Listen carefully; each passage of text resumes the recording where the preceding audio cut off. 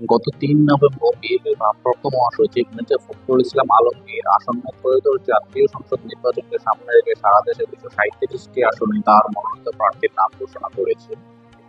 ধারণা করা হয় বাকি ৬৩টি আসন ওরা ওদের জোটসঙ্গীদের জন্য রেখে দিয়েছে। বিএনপির এই মনোনয়নে হ্যাভিয়েট প্রার্থীদের বাদ পড়া দেশের মানুষকে রীতিমতো চমকে দেয়।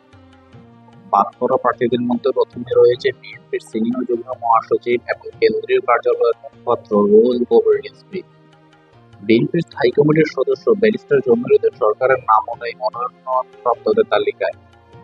মনোনয়ন বঞ্চিতদের তালিকায় নাম আছে বিএনপির স্থায়ী কমিটির সদস্য রফিকুল ইসলাম মিয়া, সাবেক সংস্কৃতি প্রতিমন্ত্রী সেলিমা রহমান, নজরুল ইসলাম খান, হাবিবুন নবী খান সোহেল, যুবদল কর্মী নয়ন। জাতীয় নির্বাহী কমিটির সদস্য হাজী আমিনুর রশিদ ইয়াসিনের নামও নেই মনোনয়নপ্রাপ্তদের তালিকায়। ইতিমধ্যে মাদারীপুর-১ আসনের প্রার্থী কামারুজ্জামান মোল্লার মনোনয়ন স্থগিত করা হয়েছে জয় বাংলা স্লোগান দেওয়ার কারণে।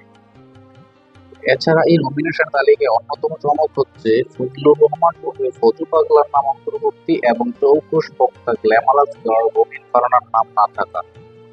তালিকা ঘোষণার পরপরই দেশের বিভিন্ন স্থানে মনোনয়ন বঞ্চিতরা সড়ক অবরোধ, ভাঙচুর এবং মিছিল মিটিং শুরু করে। কোথাও কোথাও মনোনয়ন বঞ্চিতরা স্বতন্ত্র প্রার্থী হিসেবে নির্বাচন লড়ার ইঙ্গিত দিয়েছেন।